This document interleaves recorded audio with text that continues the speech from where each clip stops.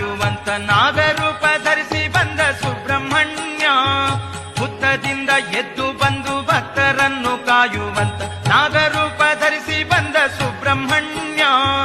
ಶೂರನೀತ ಸುರಧೀರನೀತ, ಶೂರನೀತ ಸುರಧೀರನೀತ, ಸ್ವಾಮಿ ಸ್ಕಂದ ಸ್ವಾಮಿ ಗತಿ ನೀನೆ.